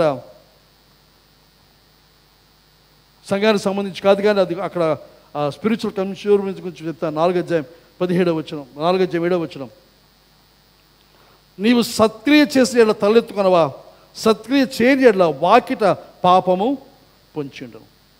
నీ ఎడల దానికి వాంఛ కలుగు, నీవు దాన్ని ఏలుదు అన్నారు. నీ ఎడల దానికి వాంఛ ఎవరికి? పాపానికి. నువ్వు సరిగ్గా చేయకపోతే కయ్యంతో దేవుడు హెచ్చరిస్తూ ఉన్నాడు. క్రౌచింగ్ ఎట్ ద డోర్, ద్వారం దగ్గర పొంచి ఉంది. ఇప్పుడు ఈ రోజుల్లో జరుగుతున్నది అదే. సైతాను పొంచి ఉన్నాడు. ఎందుకనగా సంఘంలో కూడా ఇప్పుడు సంఘం నచ్చకపోవడం గల కారణం ఏదనగా స్పిరిచువల్ కన్స్యూమరిజం. ఇప్పుడు చాలా సంఘాలు స్థాపించడం గల కారణం ఏదనగా, స్థాపించే విధానం ఏదనగా, పునాది ఏమిటంటే అక్కడ ఉన్న ప్రజలకు ఏది అవసరం, వాళ్ళకి ఏది ఇస్తే మన దగ్గరికి వస్తారు అని దృష్టి పెట్టుకొని, ఈ మధ్య ఎవరో ఒక ఆయన చెప్పడం విన్నాను. ఏమిటనంటే మీరేం అక్కర్లేదు, మీ తల మీద చేయేస్తాం, మీకోసం ప్రార్థన చేస్తామంటే రాత్రి అంతా ఉంటారట. ఏమిటి, మీరు ముందుకు నా దగ్గరికి వస్తే మీ తల మీద చేయేస్తాను, చిన్న ప్రార్థన చేస్తాను అంటే ఏమిటి? అక్కడ బైబిల్ ఎక్కడ ఉందా? ఎవరైనా తల మీద ప్రార్థన చేస్తే క్యూ కట్టేసి నిలబడండి, వాళ్ళ మైలు నిలబడమని ఎక్కడ ఉందా బైబిల్లో? ప్రభువు చెప్పిన మాట ఎదురుగా మీరు రక్షించబడ్డారు, దేవుని బిడ్డలయ్యారు. దేవుని ఇంటికి మీ సరాసరి ఆయన కృపాశ్రమం దగ్గరికి వెళ్ళి ప్రార్థన చేయగలిగిన అర్హత దేవుడు మీకు ఇచ్చాడు. ఆ దేవాలయపు తెర నడివికి చిరిగిపోయింది. ఇంకొకరి సహాయం, ఇంకొకరి అవసరత మనకు లేదు. కావాలంటే 2-3 కలిసి ఏకీపించి ప్రార్థన చేసి తప్ప, ఎవరో ఒకరు మన మీద చేయేస్తే తప్ప మనకు ఆశీర్వాదం రాదనుకుంటే అది కన్స్యూమరిజం. అది మరి నేను వెళ్ళానండి, నా మీద చాలామంది ఈ నింద మోపుతారు, మేము వెళ్ళామండి ప్రార్థన చేయమంటే చేయలేదు. ఎందుకు చేయాలి? అలా చేస్తే నాకు చాలా లాభసాటి. కొంతమంది ఉన్నారు, ఇంటికి వస్తే మరి రేట్లు మారేమోలండి. ఒకప్పుడు ఉన్న రేట్ ఏమిటో, ఇంటికి వస్తే 100 రూపాయలు, నా దగ్గరికి వస్తే 50 రూపాయలు. మీరు నా దగ్గరికి వస్తే 50, మీ ఇంటికి వస్తే 100. ఇప్పుడు 500 2000 అయ్యి ఉంటుంది, తెలియదు, మొత్తం లెక్కలు మారాయి. ఇది ఒక లాభసాటి కన్స్యూమరిజం పాస్టర్కి అలాగే సంఘానికి కూడా. దాంతో పాస్టర్ ఎదగడం లేదు, సంఘం ఎదగడం లేదు. ఒకరు ఫైనాన్షియల్గా ఎదుగుతున్నామేమో, ఆర్థికంగా ఎదుగుతున్నామేమో, కానీ దేవుని చిత్తమందు, దేవుని వాక్యమందు మనం ఎదగడం లేదని మనవి చేస్తూ ఉన్నాను. అయితే ఈ దినమందు నా యొక్క ఆశ, ప్రార్థన, ఈ సత్యం మనకు అవగాహన కావాలి. సంఘం యొక్క సత్యము దేవుడు మనకు అవగాహన కావాలి. ఒక కవిత్రి ఎమిలీ డికిన్సన్ అని ఆమె పద్యం రాశారు. ఆ పద్యంలో మాట అంటాది ఆమె, the truth must dazzle gradually or every man be blind. The truth must dazzle gradually. సత్యం అనేది ఒక గొప్ప వెలుగుగా, అది మనల్ని ఒకేసారి అకస్మాత్తుగా మన మీదకి వచ్చేస్తే మనం గుడ్డివారం అయిపోతాం. దమస్కు మార్గంలో పౌలుకి అయింది ఏమిటి? ఒకేసారి వెలుగు. ఆ వెలుగును చూడగానే కింద పడిపోయాడు. 3 రోజుల పాటు కళ్ళు తెరవలేకపోయాడు, చీకటిగానే ఉంది. అలాగే ఈ సత్యము కూడా ఒకేసారి మన మీదకి రాకూడదు. ఒకేసారి ఈ సత్యం మన మీదకి వస్తే మనం గుడ్డివారం అయిపోతాం. ఇక్కడికి దేవుడి యొక్క మహాకృప చేత ఇన్ని సంవత్సరాలుగా క్రమక్రమంగా మనకు బోధిస్తూ ఉన్నాడు, నేర్పిస్తూ ఉన్నాడు. సంఘమందు మనం చూసినప్పుడు అన్ని రకాల ప్రజలతో మనం ఉన్నాం. ఎన్నో సంవత్సరాలుగా క్రైస్తవులైన వారు ఉన్నారు, ఎన్నో సంవత్సరాలుగా ప్రభుని ఎరిగిన వారు ఉన్నారు, ఎన్నో సంవత్సరాలుగా ఇబ్బందులు, శ్రమలు, కష్టాలు, బాధలు, అవసరతలు, ఇబ్బందులు పడుతున్న అనేక మంది ఉన్నాం. రోగులు ఉన్నారు, చెవిటివారు, మోగువారు అనేక మంది ఉన్నాం. కొత్తగా రక్షణ పొందిన వారు ఉన్నాం. ఇంకెన్నో సంవత్సరాలుగా క్రైస్తవులైన వారు మనం ఉన్నాం సంఘమందు. అయితే మనం ఎలా ఉన్నాం? మన ఎదుగుదల ఎంతవరకు? సంఘంలో అన్ని రకాల ప్రజలు, వేడిగా ఉన్నవారు ఉన్నారు, చల్లగా ఉన్నవారు ఉన్నారు, నిలువెచ్చగా ఉన్నవారు ఉన్నారు. కొంతమంది ఎప్పుడు వేడిగా ఉంటారో ఎప్పుడు చల్లగా ఉంటారో మనకు తెలియదు. ఏది వచ్చినా పట్టుకోలేం. మనలో కొంతమంది క్రైస్తవులు ఉన్నారు, కొంతమంది సగం క్రైస్తవులు. సగం క్రైస్తవులు అంటే సగం క్రైస్తవులు, సగం హిందువులు, సగం లోకాచారం, లోక విధానం ఇవన్నీ కలిగి ఉన్నవారు. అయితే ఇలాగ ఈ సంఘము మనం ఏర్పడ్డాం. నేను ఎంచుకోలేదు, మీరు ఎంచుకొని రాలేదు. అవునా? మిమ్మల్ని ఎవరు బతిమాలలేదు, తీసుకొని రాలేదు ఇక్కడికి. నన్ను మీరు బతిమాలి పాస్టర్గా మీరు నన్ను ఏర్పాటు చేసుకోలేదు. అంతేనా? మీరు ఏర్పాటు చేయగా వచ్చిన పాస్టర్ కాదు, మీరు పొమ్మంటే పోవడానికి కదా. కానీ మీరు పొమ్మని లేరు. ఇంకోటి విషయం, నేను పోలేను. ఎందుకంటే నన్ను పంపినవాడు, నన్ను పొమ్మంటే పోతాను తప్ప నన్ను పంపినవాడు ఉన్నమన్నంతకాలం నేను ఉండవలసిన అవసరత నాకు ఉంది. కనుక మీరు నేను మీకు నచ్చకపోయినా, మీరు నాకు నచ్చకపోయినా, మన విశ్వాస జీవితంలో సంఘమందు మనం ఏ రకమైన పరిస్థితిలో మనం ఉన్నాం, ఈ ప్రయాణంలో ఈ సంఘం యొక్క టెక్స్చర్ మన కాళ్ళకి తగులుతున్నట్లయితే మనం అనుభవిస్తున్న అది మనకు వినసొంపుగా లేకపోతే మనం అనుభవించడానికి ఇంపుగా మనకు లేకపోయినా మనం అందరం కలిసి ఒక గొప్ప దాంట్లో మనం భాగమై ఉన్నాం. ఇప్పుడు మన ఈ సంబంధం ఇహలోకానికి పరిమితమైంది కాదు, నిత్యత్వానికి.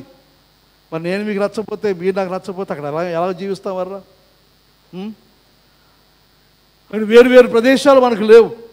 అందరం కలిసి ప్రభుత్వం ఉంటాం. మన అందరి కొరకు ఒక పట్టణాన్ని కడుతున్నాడు ఆయన. హెబ్రీల కాలంలో పెళ్లి చేసినప్పుడు ప్రదానం చేసుకున్న తర్వాత పెళ్లికి వారి ఇంటికి వెళ్ళి ఇల్లు కట్టి వచ్చి తన వధువుని తీసుకుని వెళ్ళడం. అదేవిధంగా ప్రభువు యేసుక్రీస్తు 2000 సంవత్సరాల క్రితం పరలోకానికి వెళ్ళి ఆడ మన కోసం పరలోక పట్టణాన్ని కడుతున్నాడు. ఆ పరలోక పట్టణం ఏం చేస్తాడు? పరలోకం ఉండిపోదు. మన కొరకు భూలోకానికి ప్రకటనలో చూస్తాం, చివరి రాశారు భూలోకానికి వస్తుంది.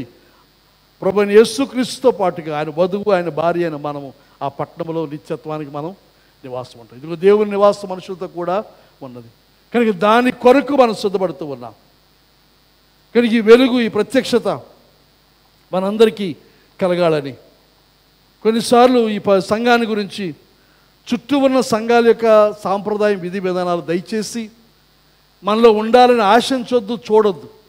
ఒకరు ఉన్నవి మీరు చూస్తారు, ఏదైనా సంఘంలో ఉన్న విషయాలు అలవాటు మీరు చూసారనుకోండి, ఆ చూసింది ఒకసారి దేవుని వాక్యముతో సరిపోల్చి చూడండి. దేవుని వాక్యంతో సరిపోతే నాకు చెప్పండి, నేను నేర్చుకుంటాను. దేవుని వాక్యముతో సరిపోనది, ప్రభు యొక్క చిత్తానికి విరుద్ధమైనది, అది ఎంత గొప్పదైనా, ఎంత గొప్ప వ్యక్తులు బోధించినా అది మనకు అనవసరం. ఇప్పుడు ప్రభు వాళ్ళు తీసుకెళ్ళవు, నన్ను తీసుకెళ్ళలేదు, అది అక్కడ లేదు. ఇక్కడ ఆయన చిత్తమేదనగా, ఆయనకు వధువుగా మనం ఒక్కొక్కరు, మనందరం ఇక్కడ సంఘముగా సమిష్టిగా మనం సిద్ధపడాలి. ఒంటరిగా సిద్ధపడడం తగదు, అవ్వదు, జరగదు కూడా. ఈ నూతన బతుకాల్లో సంఘములోనే మనం ఎదగాలి, సంఘమందే మనం ఎదగవలసిన అవసరం ఉంది. కానీ వేరువేరుగా మనం ఎవ్వరము కూడా ఎదగలేం. ఆ సత్యాన్ని గ్రహించి దయచేసి సంఘమంతా కూడా ఈ వెలుగును పెంపొందించుకుందాము, వెలుగును అర్థం చేసుకుందాం, అవగాహన చేసుకుందాం. ప్రభువా నాకు ఇంకా వెలుగు అనుగ్రహించు, నేను నేర్చుకుంటాను. మన ఊరికినే ప్రార్థన చేయడం మాత్రంగా, ప్రార్థన నిజమైన ప్రార్థనగా, ప్రభువా నీవుతో మాట్లాడి నేను వింటాను, విని నేను అవలంబిస్తాను. కనుక ఈ 21 దినాలు నా యొక్క ఆశ ఎదురుగా ఎఫెసీ పత్రికలోను అలాగే పరిశుద్ధాత్మని గురించిన సంపూర్ణ వివరణ వీళ్ళంతా ఇవ్వాలని ఆశిస్తూ ఉన్నాను.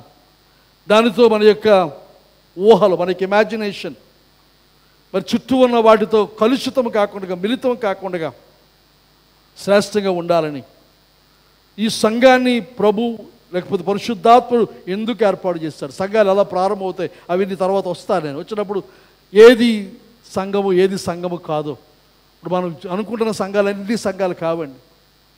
అవన్నీ గ్రూపులు, క్లబ్బులు, పార్టీలు తప్పించి సంఘము కాదు. సంఘం అంటే ఏమిటి ఈ ఎఫెసీ పత్రికలో మనం చూస్తాము. అయితే ఈ దినమందు మనవి చేస్తున్నాను, మీరు నేను మనం అందరము కూడా సంఘం అనే ఈ పరిశుద్ధమైన నేలలో మనం నాటబడి ఉన్నాం. మనందరూ ఇక్కడ నాటపడ్డాం. మీరు నాటపడ్డారు, నేను నాటపడ్డా. మీరు వదిలి వెళ్ళలేరు, నేను వదిలి వెళ్ళలేను. కనుక ఉన్నప్పుడు ఏం చేయాలి? ఇంగ్లీష్లో సామెత ఉంది, if you can beat them join them. నువ్వు వారు జయించలేకపోతే వాళ్ళతో కలిసిపో. కానీ జయించు పోటీ పెట్టుకోకండి, జయించే పని పెట్టుకోకండి. పాస్టర్ గారు నేను బుద్ధి చెప్తాను, నేను సంఘానికి బుద్ధి చెప్తాను, వాళ్ళకి బుద్ధి వచ్చేలా చేస్తాను నేను అనుకొని నాకు బుద్ధి వచ్చేలా మీరు చేస్తాను అనుకుంటే ఎప్పటికీ తగు అలాగే ఉంటారు. మీకు బుద్ధి రావాలి, నాకు బుద్ధి రావాలి. మనందరికీ బుద్ధి వచ్చి ఈ యొక్క సరైన నేలలో ఆత్మ సంబంధమైన ఎదుగుదల మనలో కలగాలని ప్రార్థిస్తూ ఉన్నాము. దేవుని ఎదుట నిందారహితులము, పరిశుద్ధులము, ఆరోగ్యవంతులమైన సంఘముగా మనం ఎదగాలని ప్రార్థన. కానీ దాన్ని దృష్టిలో పెట్టుకొని ఇవన్నీ మాట్లాడుతున్నాను. కానీ దయచేసి ఈరోజు వచ్చి మీ అందరికీ కూడా వందనాలు. మిగతా దినాలు కూడా తప్పనిసరిగా రండి. 8:30కే ముగిస్తాం కాబట్టి మీకు సమస్య లేదు. అది ప్రతిరోజు కూడా ఎంత మాట్లాడకపోవచ్చును, గంటే మాట్లాడతాను. నేను ఆదివారం గంటే మాట్లాడి రేపటి నుంచి అలాగే గంటలోనే మాట్లాడడానికి పరిమితం చేసుకుంటాను. కనుక దయచేసి దాన్ని గమనించి వీలైనంత వరకు 7 నుండి 8 వరకు మాట్లాడుతున్నది. 8 తర్వాత అరగంట మనం ప్రార్థన చేద్దాం. కానీ ఈరోజు 8:20 అయిపోయింది. కనుక 10 నిమిషాలు ఈ విన్న వాక్యాన్ని అనుసరించి కొద్ది నిమిషాలు మనందరూ ఏకీభవించి ధ్యానము చేస్తూ మననము చేస్తూ ప్రార్థన చేసుకుందాం. అందరూ తలలు వంచండి.